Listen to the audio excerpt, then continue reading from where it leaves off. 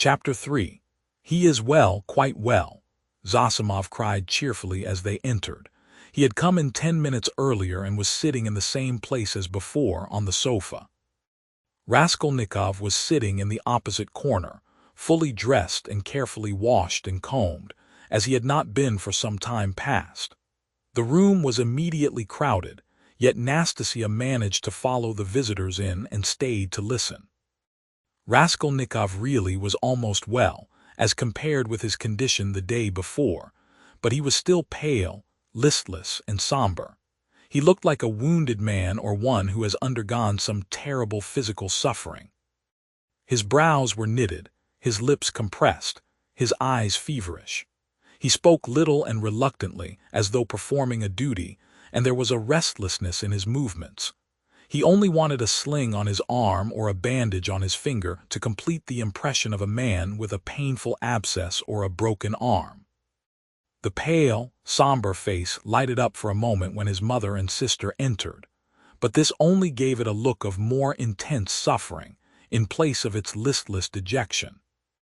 The light soon died away, but the look of suffering remained, and Zosimov, watching and studying his patient with all the zest of a young doctor beginning to practice, noticed in him no joy at the arrival of his mother and sister, but a sort of bitter, hidden determination to bear another hour or two of inevitable torture. He saw later that almost every word of the following conversation seemed to touch on some sore place and irritate it. But at the same time, he marveled at the power of controlling himself and hiding his feelings in a patient who the previous day had, like a monomaniac, fallen into a frenzy at the slightest word. "Yes, I see myself now that I am almost well," said Raskolnikov, giving his mother and sister a kiss of welcome which made Pulcheria Alexandrovna radiant at once. "And I don't say this as I did yesterday," he said, addressing Razumihin with a friendly pressure of his hand. "Yes, indeed, I am quite surprised at him today," began Zosimov, much delighted at the lady's entrance, for he had not succeeded in keeping up a conversation with his patient for 10 minutes. "In another 3 or 4 days, if he goes on like this, he will be just as before, that is, as he was a month ago or 2, or perhaps even 3. This has been coming on for a long while. Confess now that it has been perhaps your own fault," he added, with a tentative smile as though still afraid of irritating him. "It is very possible," answered Raskolnikov coldly. "I should say, too," continued Zosimov with zest, "that your complete recovery depends solely on yourself. Now that one can talk to you, I should like to impress upon you that it is essential to avoid the elementary, so to speak, fundamental causes tending to produce your morbid condition. In that case you will be cured; if not, it will go from bad to worse. These fundamental causes I don't know, but they must be known to you. You are an intelligent man and must have observed yourself, of course. I fancy the first stage of your derangement coincides with your leaving the university.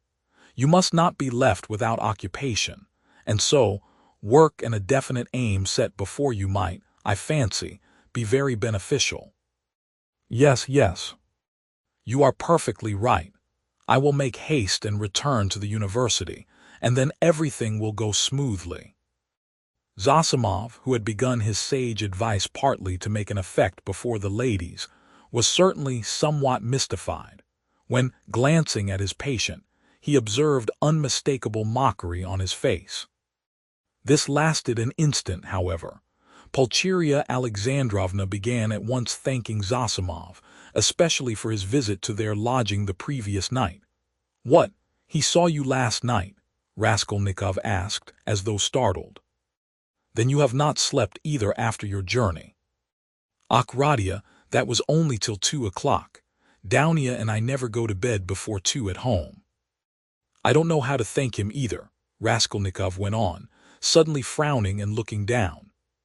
Setting aside the question of payment, forgive me for referring to it, he turned to Zosimov. "I really don't know what I have done to deserve such special attention from you. I simply don't understand it. And It weighs upon me indeed because I don't understand it. I tell you so candidly. Don't be irritated.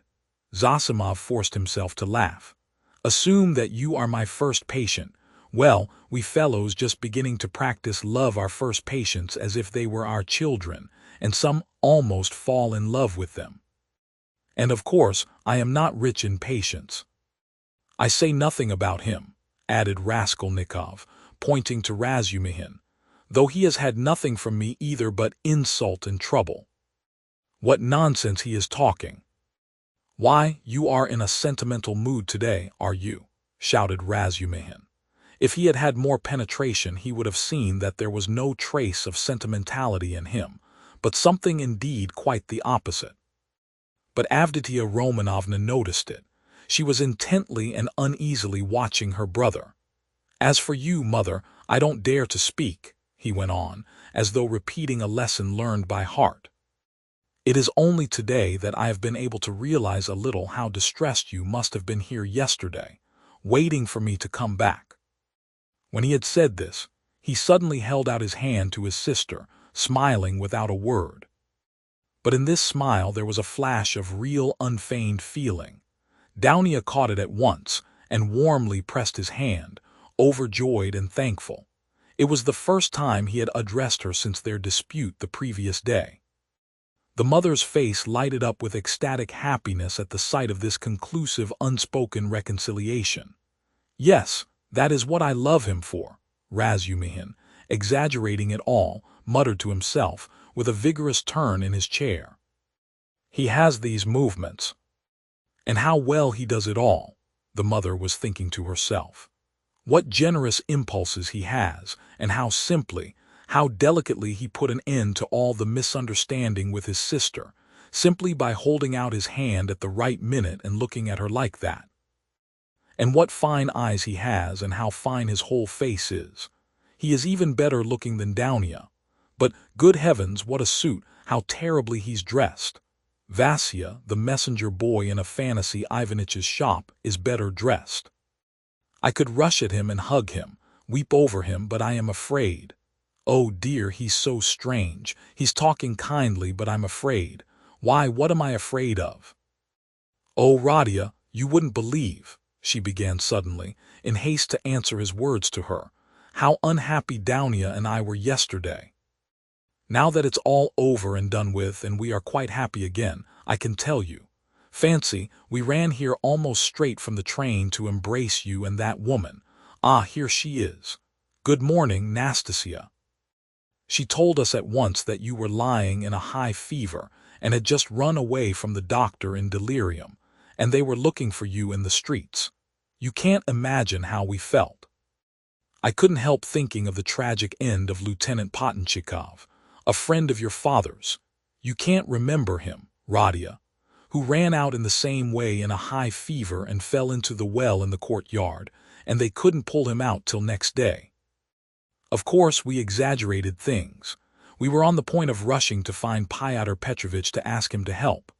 Because we were alone, utterly alone, she said plaintively and stopped short, suddenly, recollecting it was still somewhat dangerous to speak of Pyotr Petrovitch, although we are quite happy again. Yes, yes. Of course it's very annoying, Raskolnikov muttered in reply, but with such a preoccupied and inattentive air that Downia gazed at him in perplexity. What else was it I wanted to say? He went on trying to recollect. Oh, yes. Mother, and you too, Downia, please don't think that I didn't mean to come and see you today, and was waiting for you to come first. What are you saying, Radia? Cried Pulcheria Alexandrovna. She too was surprised. Is he answering us as a duty? Downia wondered. Is he being reconciled and asking forgiveness as though he were performing a rite or repeating a lesson? I've only just waked up and wanted to go to you, but was delayed owing to my clothes. I forgot yesterday to ask her, Nastasia, to wash out the blood. I've only just dressed. Blood, what blood? Pulcheria Alexandrovna asked in alarm. Oh, nothing, don't be uneasy. It was when I was wandering about yesterday, rather delirious, I chanced upon a man who had been run over. A clerk. Delirious, but you remember everything, Razumihin interrupted. That's true, Raskolnikov answered with special carefulness. I remember everything even to the slightest detail, and yet, why I did that and went there and said that, I can't clearly explain now. A familiar phenomenon, interposed Zosimov. Actions are sometimes performed in a masterly and most cunning way, while the direction of the actions is deranged and dependent on various morbid impressions. It's like a dream. Perhaps it's a good thing really that he should think me almost a madman, thought Raskolnikov. Why, people in perfect health act in the same way too, observed Dounia, looking uneasily at Zosimov. There is some truth in your observation, the latter replied. In that sense we are certainly all not infrequently like madmen, but with the slight difference that the deranged are somewhat madder, for we must draw a line. A normal man, it is true, hardly exists. Among dozens, perhaps hundreds of thousands, hardly one is to be met with. At the word madman, carelessly dropped by Zosimov in his chatter on his favorite subject, everyone frowned. Raskolnikov sat seeming not to pay attention, plunged in thought with a strange smile on his pale lips. He was still meditating on something. Well, what about the man who was run over? I interrupted you, Razumihin cried hastily. What? Raskolnikov seemed to wake up. Oh, I got spattered with blood helping to carry him to his lodging. By the way, Mama, I did an unpardonable thing yesterday. I was literally out of my mind. I gave away all the money you sent me, to his wife for the funeral. She's a widow now in consumption, a poor creature. 3 little children starving, nothing in the house. There's a daughter, too. Perhaps you'd have given it yourself if you'd seen them. But I had no right to do it, I admit, especially as I knew how you needed the money yourself. To help others one must have the right to do it, or else creves chines, si vous n'êtes pas contents. He laughed. That's right, isn't it, Dounia? No, it's not, answered Dounia firmly. Bah, you too have ideals, he muttered, looking at her almost with hatred and smiling sarcastically. I ought to have considered that. Well, that's praiseworthy and it's better for you. And if you reach a line you won't overstep, you will be unhappy. And if you overstep it, maybe you will be still unhappier. But all that's nonsense, he added irritably, vexed at being carried away. I only meant to say that I beg your forgiveness, Mother, he concluded, shortly and abruptly. That's enough, Radia. I am sure that everything you do is very good, said his mother, delighted. Don't be too sure, he answered, twisting his mouth into a smile. A silence followed. There was a certain constraint in all this conversation, and in the silence, and in the reconciliation, and in the forgiveness, and all were feeling it.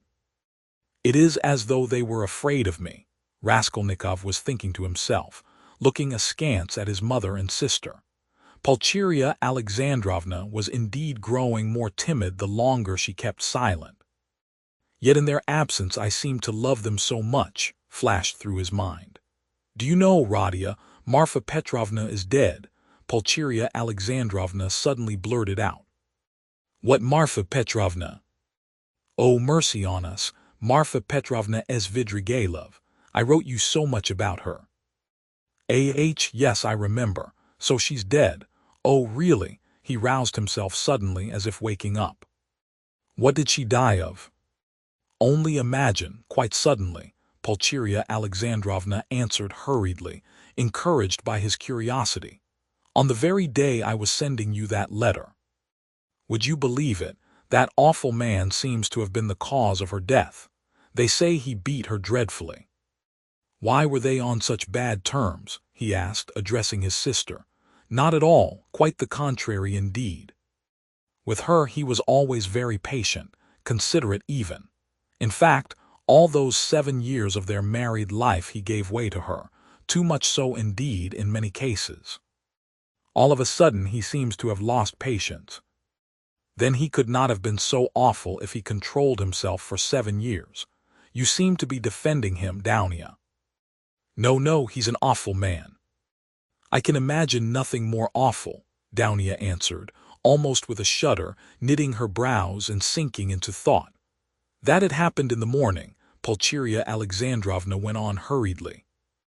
And directly afterwards she ordered the horses to be harnessed to drive to the town immediately after dinner. She always used to drive to the town in such cases. She ate a very good dinner, I am told. After the beating. That was always her habit, and immediately after dinner, so as not to be late in starting, she went to the bath-house. You see, she was undergoing some treatment with baths. They have a cold spring there, and she used to bathe in it regularly every day, and no sooner had she got into the water when she suddenly had a stroke. I should think so, said Zosimov. And did he beat her badly? What does that matter? Put in Dounia. Hm, but I don't know why you want to tell us such gossip, mother, said Raskolnikov irritably, as it were in spite of himself. Ah, my dear, I don't know what to talk about, broke from Pulcheria Alexandrovna. Why are you all afraid of me? He asked, with a constrained smile. That's certainly true, said Dounia, looking directly and sternly at her brother. Mother was crossing herself with terror as she came up the stairs. His face worked as though in convulsion. Ach, what are you saying, Dounia? Don't be angry, please, Radia. Why did you say that, Dounia? Pulcheria Alexandrovna began, overwhelmed. You see, coming here, I was dreaming all the way in the train how we should meet, how we should talk over everything together. And I was so happy I did not notice the journey. But what am I saying? I am happy now. You should not, Dounia. I am happy now, simply in seeing you, Radia.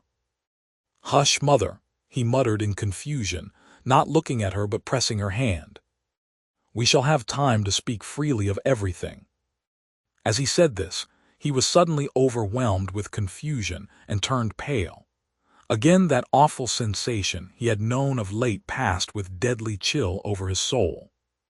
Again it became suddenly plain and perceptible to him that he had just told a fearful lie, that he would never now be able to speak freely of everything, that he would never again be able to speak of anything to anyone. The anguish of this thought was such that for a moment he almost forgot himself. He got up from his seat and, not looking at anyone, walked towards the door.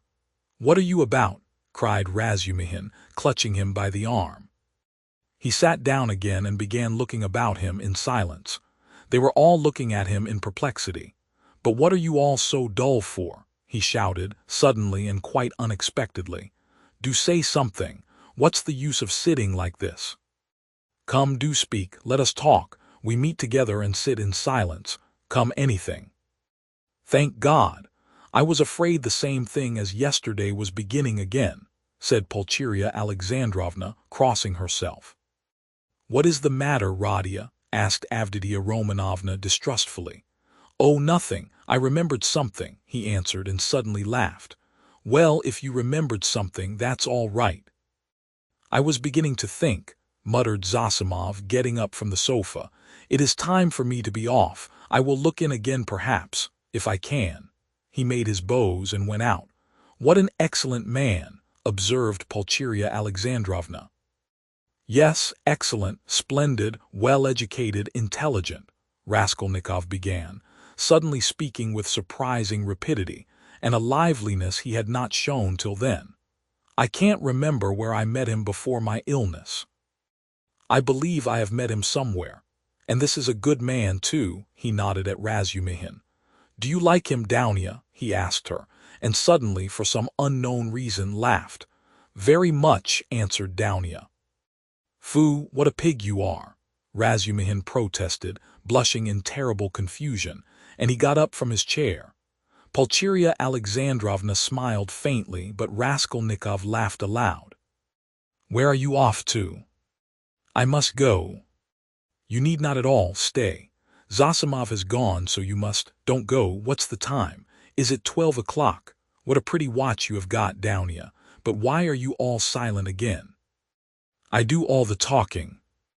"It was a present from Marfa Petrovna," answered Dounia. "And a very expensive one," added Pulcheria Alexandrovna. "Ah, what a big one, hardly like a lady's." I like that sort, said Daunia. So it is not a present from her fiancé, thought Razumihin, and was unreasonably delighted. I thought it was Luzhin's present, observed Raskolnikov. No, he has not made Daunia any presents yet. Ada. And do you remember, mother, I was in love and wanted to get married, he said suddenly, looking at his mother, who was disconcerted by the sudden change of subject and the way he spoke of it. Oh yes, my dear. Pulcheria Alexandrovna exchanged glances with Daunia and Razumihin. Yes. What shall I tell you? I don't remember much indeed. She was such a sickly girl, he went on, growing dreamy and looking down again. Quite an invalid. She was fond of giving alms to the poor and was always dreaming of a nunnery, and once she burst into tears when she began talking to me about it. Yes, I remember. I remember very well. She was an ugly little thing. I really don't know what drew me to her then. I think it was because she was always ill. If she had been lame or hunchback, I believe I should have liked her better still, he smiled dreamily. Yes, it was a sort of spring delirium. No, it was not only spring delirium, said Daunia, with warm feeling. He fixed a strained, intent look on his sister, but did not hear or did not understand her words. Then, completely lost in thought, he got up, went up to his mother, kissed her, went back to his place and sat down. You love her even now, said Pulcheria Alexandrovna, touched. Her now? Oh yes. You ask about her. No.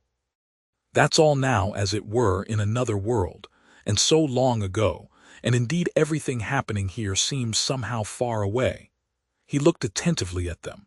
You now. I seem to be looking at you from 1,000 miles away. But goodness knows why we are talking of that, and what's the use of asking about it? He added with annoyance, and biting his nails, fell into dreamy silence again. What a wretched lodging you have, Radia.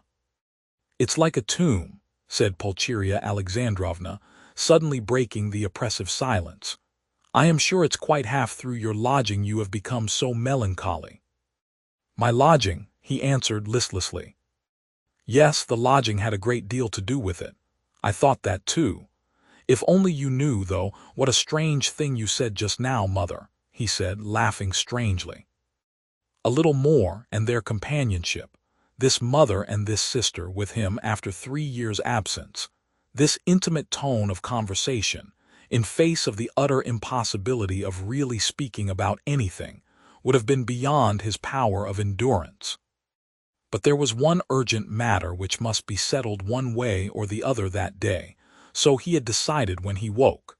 Now he was glad to remember it, as a means of escape. Listen, Daunia, he began, gravely and dryly. Of course I beg your pardon for yesterday, but I consider it my duty to tell you again that I do not withdraw from my chief point. It is me or Luzhin. If I am a scoundrel, you must not be. One is enough. If you marry Luzhin, I cease at once to look on you as a sister. Radia, it is the same as yesterday again, Pulcheria Alexandrovna cried mournfully. And why do you call yourself a scoundrel? I can't bear it. You said the same yesterday. Brother, Daunia answered firmly and with the same dryness, in all this there is a mistake on your part.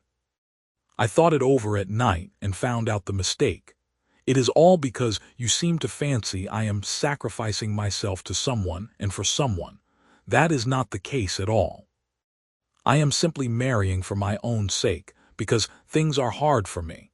Though, of course, I shall be glad if I succeed in being useful to my family, but that is not the chief motive for my decision. She is lying, he thought to himself, biting his nails vindictively. Proud creature, she won't admit she wants to do it out of charity. Too haughty, oh base characters, they even love as though they hate. Oh, how I hate them all. In fact, continued Daunia, I am marrying Fyodor Petrovitch because of 2 evils I choose the less. I intend to do honestly all he expects of me, so I am not deceiving him. Why did you smile just now? She too flushed, and there was a gleam of anger in her eyes. All, he asked with a malignant grin. Within certain limits. Both the manner and form of Pyotr Petrovitch's courtship showed me at once what he wanted. He may, of course, think too well of himself, but I hope he esteems me too. Why are you laughing again? And why are you blushing again? You are lying, sister. You are intentionally lying simply from feminine obstinacy, simply to hold your own against me. You cannot respect Luzhin. I have seen him and talked with him. So you are selling yourself for money, and so in any case you are acting basely, and I am glad at least that you can blush for it. It is not true. I am not lying, cried Downia, losing her composure. I would not marry him if I were not convinced that he esteems me and thinks highly of me. I would not marry him if I were not firmly convinced that I can respect him. Fortunately, I can have convincing proof of it this very day. And such a marriage is not a vileness, as you say. And even if you were right, if I really had determined on a vile action, is it not merciless on your part to speak to me like that? Why do you demand of me a heroism that perhaps you have not either? It is despotism, it is tyranny. If I ruin anyone, it is only myself. I am not committing a murder. Why do you look at me like that? Why are you so pale? Radia, darling, what's the matter? Good heavens, you have made him faint, cried Pulcheria Alexandrovna. No, nonsense, it's nothing. A little giddiness, not fainting. You have fainting on the brain. Yes, what was I saying? Oh, yes. In what way will you get convincing proof today that you can respect him, and that he esteems you, as you said? I think you said today. Mother, show Radia Pyotr Petrovitch's letter, said Downia. With trembling hands, Pulcheria Alexandrovna gave him the letter. He took it with great interest, but, before opening it, he suddenly looked with a sort of wonder at Downia. It is strange, he said slowly, as though struck by a new idea. What am I making such a fuss for? What is it all about? Marry whom you like. He said this as though to himself, but said it aloud, and looked for some time at his sister as though puzzled. He opened the letter at last, still with the same look of strange wonder on his face.